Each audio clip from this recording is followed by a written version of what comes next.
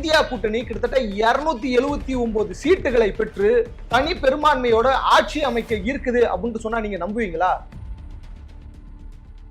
கடந்த காலத்துல இந்தியாவை ஆண்ட பாரதிய ஜனதா கட்சியினுடைய யோகியதைய ஒட்டுமொத்த இந்திய சமூகமும் பார்த்து கொண்டிருக்கிறது. உலகம் முழுவதும் இந்தியாவுல ஜனநாயகம் மடுங்கி விட்டதா அப்படின்ற அந்த கேள்வியும் உலக நாட்டில் இருக்கக்கூடிய தலைவர்கள் மத்தியில் எழுந்திருக்குது.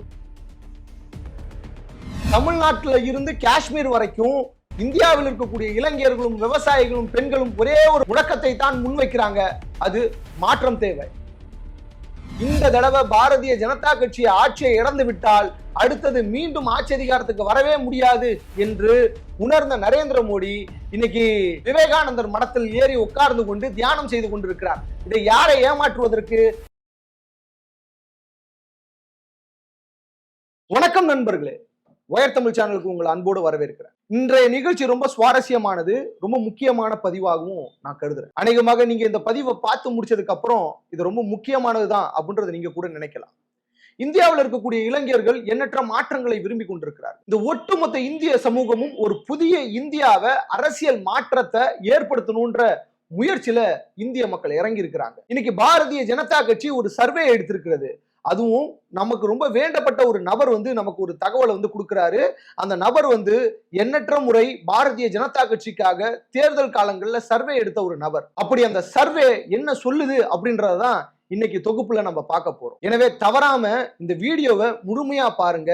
உங்களுக்கு இதுல மாற்று கருத்து இருந்துச்சுன்னா கீழே கமெண்ட் செய்யுங்க, நம்ம அதை பத்தி தொடர்ந்து பேசுவோம். அந்த பாரதிய ஜனதா கட்சிக்காக சர்வே எடுத்திருக்கக்கூடிய நபர் கொடுத்திருக்கக்கூடிய ரிப்போர்ட் என்ன அப்படின்னாக்கா, உத்தரப்பிரதேஷ்ல 36 சீட்டு, பீகார்ல 22 சீட்டு, மேற்கு வங்கத்துல 29 சீட்டு, மகாராஷ்டிரால 31 சீட்டு, தமிழ்நாட்டுல 39 சீட்டு, கேரளாவுல 20, கர்நாடகாவுல 19, பஞ்சாப்ல 12, டெல்லியில 4, ஹரியானால 6, தெலுங்கானாவுல 12, ராஜஸ்தான்ல 12, குஜராத்ல 2, சத்தீஸ்கர்ல 4, ஜார்க்கண்ட்ல 6, இமாச்சல் பிரதேஷ்ல 2, அசாம்ல 5, வடகிழக்கு மாநிலங்கள்ல மொத்தமாக 4, ஒடிசால 3, ஜம்மு அண்ட் காஷ்மீர்ல 2, யூனியன் பிரதேசங்கள்ல 4, ஆந்திர பிரதேஷ்ல 1 மற்றும் மத்திய பிரதேஷ்ல 4. இந்த எண்ணிக்கை அத்தனையும் இந்தியா கூட்டணிக்கு சேரப்போகுது. அது மட்டும் இல்லாம கிட்டத்தட்ட இந்தியா கூட்டணி கிட்டத்தட்ட 279 சீட்டுகளை பெற்று தனி பெரும்பான்மையோட ஆட்சி அமைக்க இருக்குது அப்படின்னு சொன்னா நீங்க நம்புவீங்களா? என்னடா இது, பாரதிய ஜனதா கட்சி இந்தியா முழுவதும் பரவி இருக்கிறது. நரேந்திர மோடியும் அமித்ஷாவும் ஜே.பி. நட்டாவும் பாரதிய ஜனதா கட்சிக்காக பிரச்சாரம் செய்பவர்கள் எண்ணற்ற கட்டுக்கதைகளை அவுத்து விட்டு இருக்கிறாங்க. அது மட்டும் இல்லாம அவங்க வீட்டுல கக்கூசே இல்ல அப்படின்னாலும் நரேந்திர மோடிக்கு தான் ஓட்டு போடுவேன் அப்படின்ட்டு சொல்லிட்டு இருக்கிறாங்களே, எப்படி இது சாத்தியப்படும் அப்படின்றத நீங்க ஒரு மிகப்பெரிய கேள்வியாக எழுப்பலாம். ஆனா உண்மை என்ன அப்படின்னாக்கா, இந்தியாவில் இருக்கக்கூடிய பழங்குடி மக்கள், குறிப்பாக SC/ST மக்கள், இந்துக்கள், இவங்க சொல்லக்கூடிய இந்துக்களுடைய பாதுகாவலர்கள் என்று சொல்லக்கூடிய அதே இந்துக்கள், விவசாயிகள், பெண்கள், இளைஞர்கள் அப்படின்னு எக்கச்சக்கமான நபர்கள் இந்தியா கூட்டணியை ஆதரிச்சிருக்கிறாங்க. கடந்த காலத்துல இந்தியாவை ஆண்ட பாரதிய ஜனதா கட்சியினுடைய யோகியதைய ஒட்டுமொத்த இந்திய சமூகமும் பார்த்து கொண்டிருக்கிறது.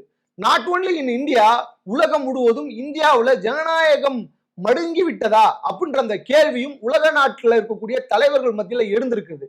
ஏன்னா கடந்த காலத்துல நரேந்திர மோடி இந்த தேர்தலுக்காக கட்டவிழ்த்து விட்ட பொய்கள் எண்ணற்றவை அப்படின்றத நம்ம பல பத்திரிகைகளை நம்ம பார்த்துக்கிட்டே வந்துகிட்டு இருக்கோம். மகாராஷ்டிராவில் சரத்பவார் மற்றும் உத்தவ் தாக்கரேவுடைய அந்த பிளவு இருக்கு இல்லையா, அத காங்கிரஸ் கட்சி கரெக்டாக மக்கள் கிட்ட யூட்டிலைஸ் பண்ணியிருக்குது. மகாராஷ்டிராவில் பெருமளவு ஈர்ப்பை இந்தியா கூட்டணி உண்டாக்கி இருக்கிறது அப்படின்னு சொன்னா அதை நம்மளால மறுக்கவே முடியாது. ஏன்னா மகாராஷ்டிராவில் இருக்கக்கூடிய அரசியல் சூழல் இன்னைக்கு இந்தியா கூட்டணி பக்கம் திரும்பி கொண்டே இருக்கிறது. அங்க பாரதிய ஜனதா கட்சியினுடைய பொய் பித்தலாட்ட விளையாட்டுகள் அங்க செல்லுபடி ஆகல அப்படின்ற நிதர்சன உண்மையை நீங்க நிச்சயம் தெரிஞ்சுக்கணும். மேலும் கேரளாவில் இருக்கக்கூடிய அத்தனை சீட்டுகளையும் இந்தியா கூட்டணி கைப்பற்ற போகிறது. என்னதான் கேரளாவில் கம்யூனிஸ்ட் பார்ட்டி ஆஃப் இந்தியா, மார்க்சிஸ்டும் காங்கிரஸ் பார்ட்டியும் தனித்தனியாக நின்றாலும், எதிரும் புதிருமாக நின்றாலும், எதிர்நிலையில் நின்றாலும், அவர்கள் இருவரும் ஒன்றாக சேர்ந்து காங்கிரஸுக்கு, அதாவது இந்தியா கூட்டணிக்கு தான் அங்க போயிட்டு வாக்களிக்க போறாங்க அப்படின்றது நம்ம எல்லாருக்குமே தெரியும்.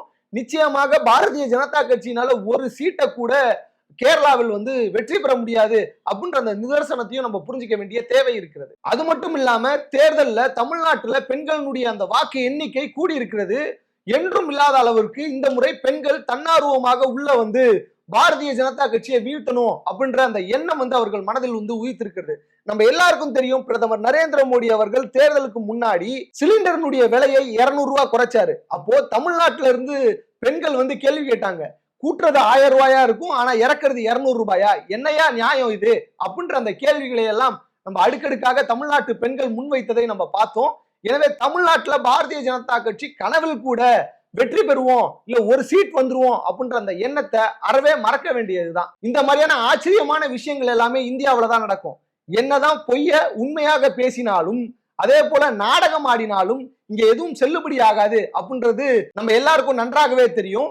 இன்னைக்கு அதனுடைய ஒரு வெளிப்பாடுதான் 2024 மக்களவை தேர்தல்ல மக்கள் ஒரு புதிய மாற்றத்தை விரும்புகிறாங்க அப்படின்றத நான் சொல்ல வரேன். புதியதொரு இந்தியாவை உருவாக்குவதற்காக இளைஞர்களும் பெண்களும் விவசாயிகளும் ஒன்று சேர்ந்து ஒரு புதிய அரசாங்கத்தை நிறுவ போறாங்க.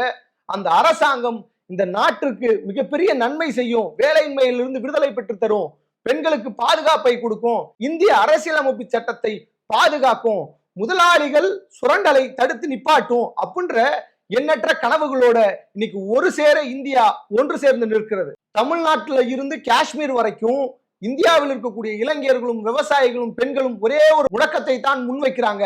அது மாற்றம் தேவை. அந்த மாற்றம் இளைஞர்களுக்கு வேலை வாய்ப்பையும், பெண்களுக்கு பாதுகாப்பையும், விவசாயிகளுக்கு பல நல்ல திட்டங்களையும், முதலாளிகள் இந்திய நாட்டினுடைய கனிம வளங்களை சுரண்டுவதை தடுத்து நிப்பாட்டுவதும், அரசாங்கத்தினுடைய சொத்துக்களை மீண்டும் அரசாங்கமே கையகப்படுத்தி நடத்துவதும். இன்னைக்கு பார்த்தோம்னு சொன்னா எல்ஐசியை தாரவாத்து கொடுத்துட்டாங்க, பிஎஸ்என்எல் தாரவாத்து கொடுத்துட்டாங்க. ஆனா ரிலையன்ஸும் ஏர்டெல்லும் ஜியோவும் கொடிகட்டி பறந்து கொண்டிருக்கிறது.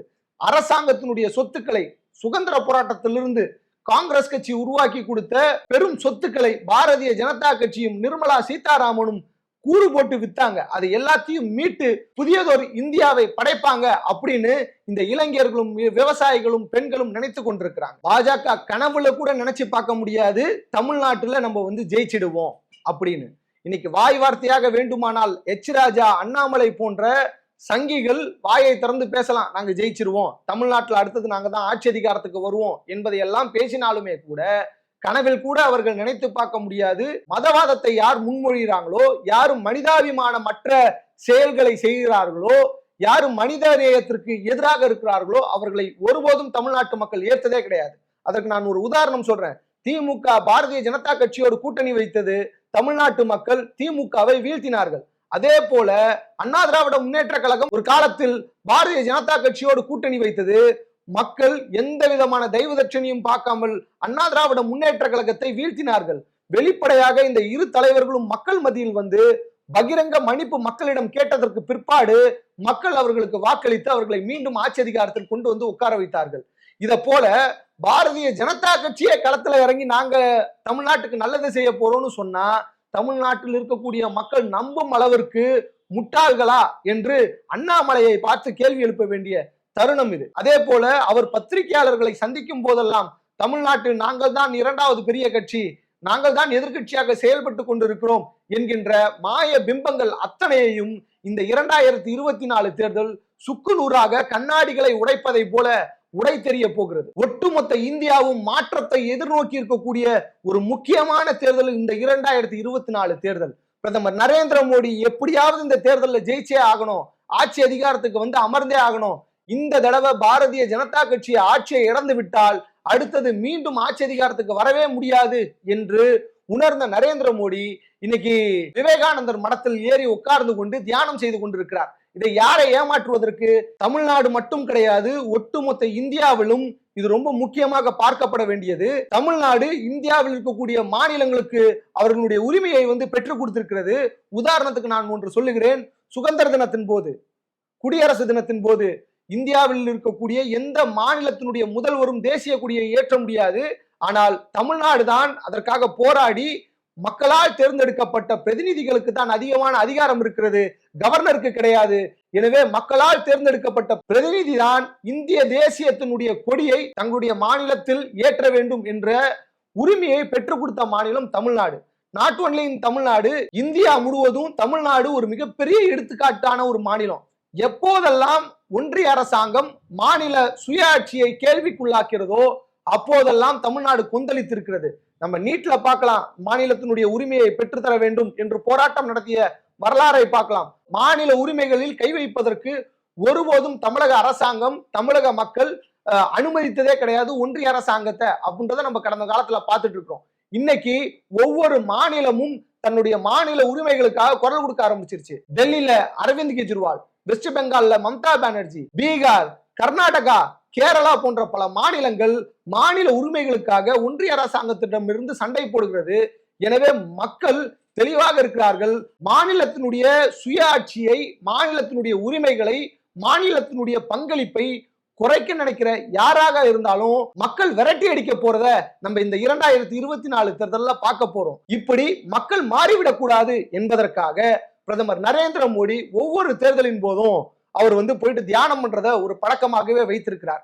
2014 தேர்தல்ல அவர் நேரா வீர சிவாஜி எங்க போரிட்டாரோ அந்த இடத்துல போயிட்டு உட்கார்ந்து தியானம் செய்தார். அதுக்கப்புறம் 2019 தேர்தல்ல இமாலய மலையில உட்கார்ந்துகிட்டு தியானம் செய்தார்.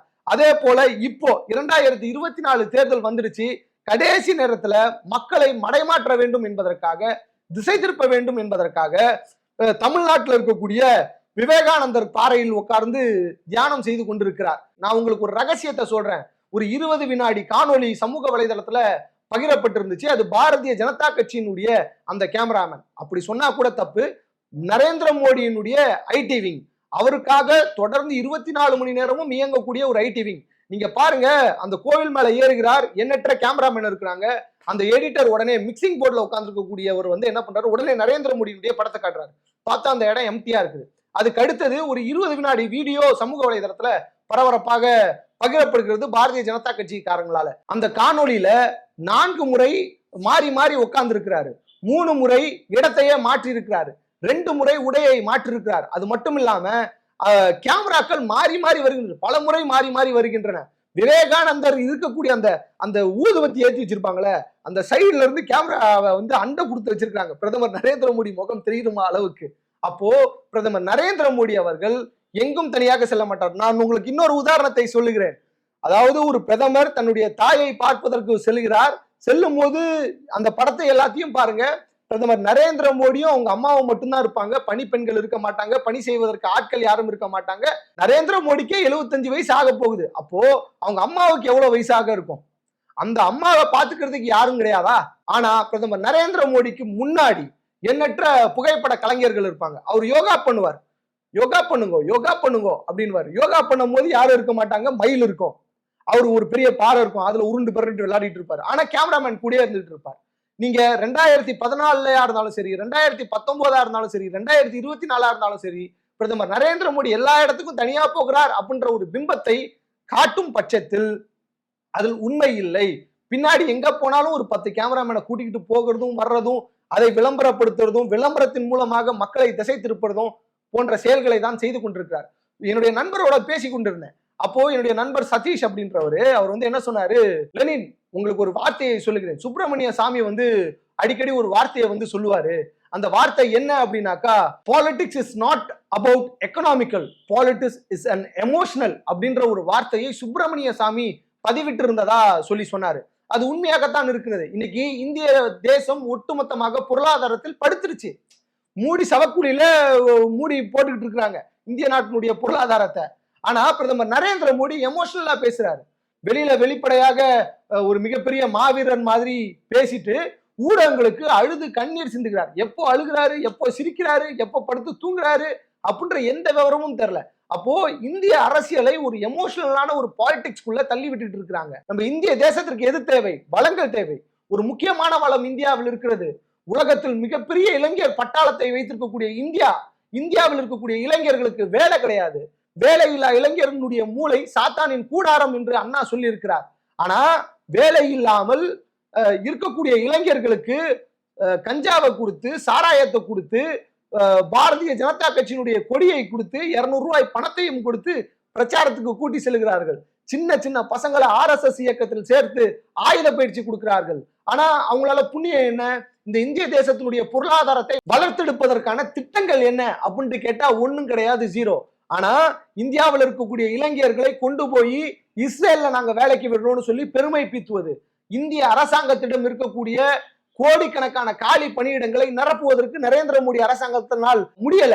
48 மணி நேரம் தவத்தில் உட்கார்ந்து கொண்டிருக்கக்கூடிய பிரதமர் நரேந்திர மோடி 31ஆம் தேதி சாயந்தரம் ட்விட்டர்ல 5 மணிக்கு ஒரு பதிவிடுகிறார். புயலினால் பாதிக்கப்பட்ட மாநிலத்தை பற்றி நான் கேட்டு தெரிந்து கொண்டேன் அப்படின்ட்டு. தியானத்துல இருக்கிறவருக்கு எதுக்கு போனு?